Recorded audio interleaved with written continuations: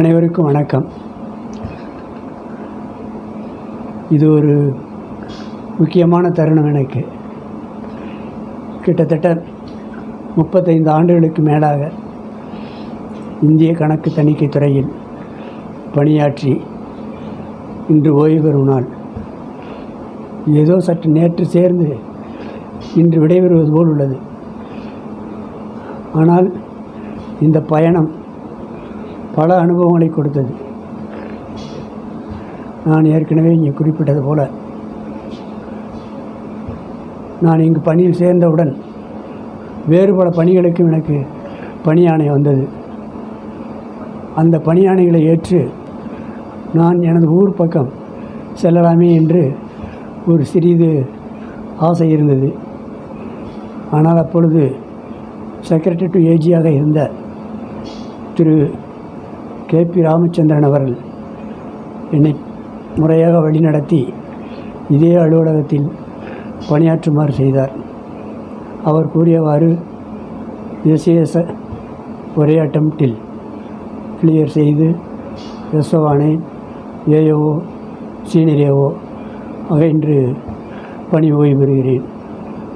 இந்த காலகட்டத்தில் எனது உடன் பயணித்த பல்வேறு அனுபவங்கள்னால் ஒவ்வொன்றும் ஒவ்வொரு விதமாக அமைந்துள்ளது. அலுவலகம் சார்ந்து, பின்னர் சங்கம் சார்ந்து, சங்கத்தின் சார்பாக ஏஜி கிரெடிட் சொசைட்டி, இந்த மூன்றும் என்னோடு தொடர்புடையதாக இருந்திருக்கிறது. அலுவலகத்தில் நான் அதிகமாக வேலை செய்தது கேப்கேஸ் என்று சொல்வார்கள். நான் இங்கு மட்டுமல்ல, நான் வகுப்படுத்த நேரங்களிலும் இப்பொழுதும் சொல்லுகிறேன், மிக முக்கியமான செக்ஷன் கேப் செக்ஷன். ஆனால் அதன் முக்கியத்துவம் குன்றி இன்று தணிக்கையே சுருங்கிவிட்டது. நான் எனது ஆய்வறிக்கையின் போது கூட, PhD தீசிஸ் எழுதும் பொழுது கூட அந்த வவுச்சர் ஆடிட்டினுடைய முக்கியத்துவத்தை பற்றி உணர்ந்து, இதை ஏன் இந்த துறையில் உள்ளவர்கள் இதை அலட்சியப்படுத்துகிறார்கள் என்று எனக்கு தெரியவில்லை என்று ஆதங்கப்பட்டிருக்கிறேன். ஸோ அது முக்கியமான செக்ஷன். அது ஒரிஜினல் வவுச்சர்ஸ். அந்த ஒரிஜினல் வவுச்சர்ஸோடு தொடர்புடையவர்கள் கேப்கேஸ். நாம் அதற்கு முக்கியத்துவம் கொடுக்காததால் இன்று தணிக்கையே சுருங்கிவிட்டது. இது ஒரு பெரிய, யாருக்கும் கொடுக்காத ஒரு வாய்ப்பு இந்த துறையில் பணியாற்றுபவர்களுக்கு. இது பல்வேறு துறைகளில் நம்மை எக்ஸ்போசர் செய்கிறது, நமக்கு பல்வேறு அனுபவங்களை கிட்டுகிறது. மற்ற எந்த துறைகளில் பணியமர்ந்தினாலும் அந்த துறையில் மட்டும் நிபுணத்துவம் பெறலாம். ஆனால் இந்த துறையில் மட்டும்தான் பல்வேறு பணிகளில் பல்வேறு நம்மளுடைய திறமைக்கேற்றவாறு நம்மளுடைய நிபுணத்துவத்தை வெளிப்படுத்த வாய்ப்பு கிடைக்கும்.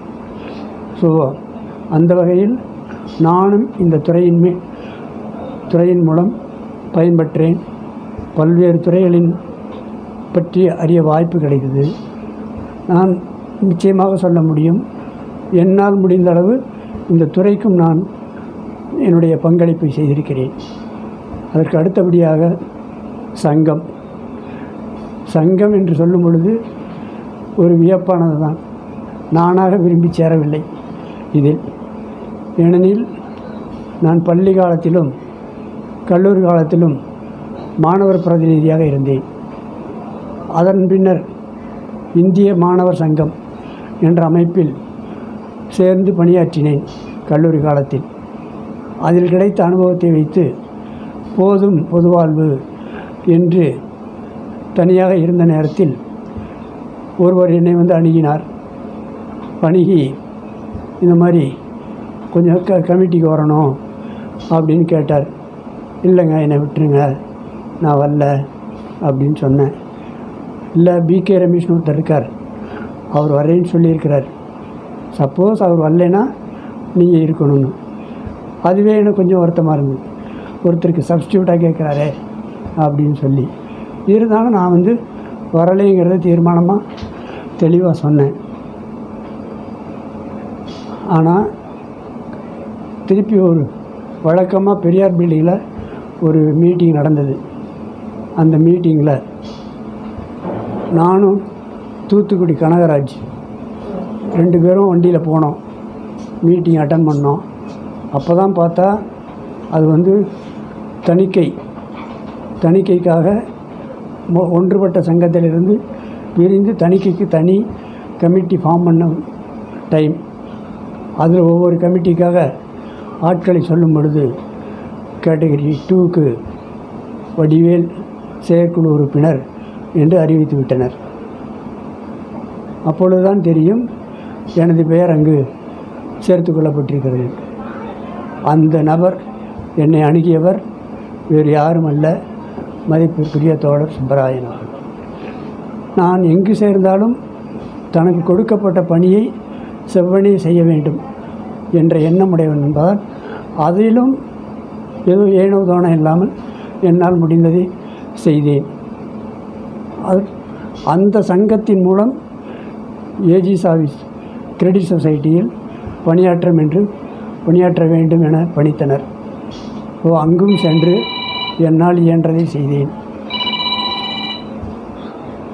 இவ்வாறாக எனது பணிக்காலம் நிறைவுற்றது. ஒவ்வொரு பணியிலும் என்னால் முடிந்த அதிகபட்ச உழைப்பினை நல்கியுள்ளேன்.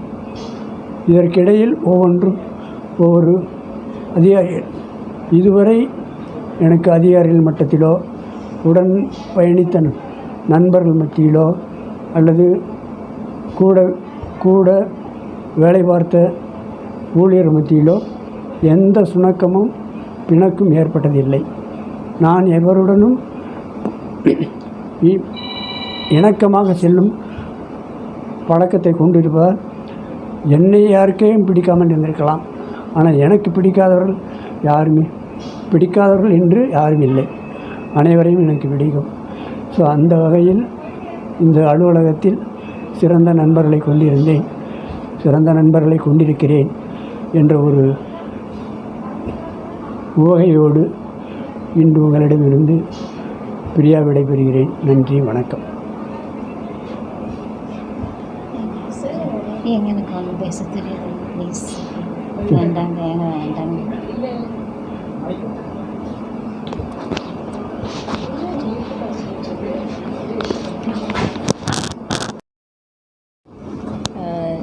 லைக் எங்கள் அப்பாவை பற்றி சொல்கிறதுக்கு he's very hard working person. அது எல்லாருக்கும் தெரிஞ்சது. எங்களுக்கு ரொம்ப மோட்டிவேட்டிவான பர்சன், எங்களுடைய ரோல் மாடல் எங்களுக்கு. அதே மாதிரி நிறையா பேருக்கும் இருந்திருப்பாங்கன்னு நான் நினைக்கிறேன். அண்ட் ஆஃபீஸ்க்காக நிறையா அப்பா ஹெல்ப் பண்ணியிருக்காரு, உழைச்சிருக்காரு. அண்ட் ரொம்ப ஹாப்பியாக இருக்குது, ப்ரௌடாகவும் ஃபீல் ஆகுது. And thank you every one. அப்பா கூட இருந்து சப்போர்ட்டிவாக இருந்ததுக்கு எல்லாத்துக்குமே ரொம்ப thanks for every one. Thank you.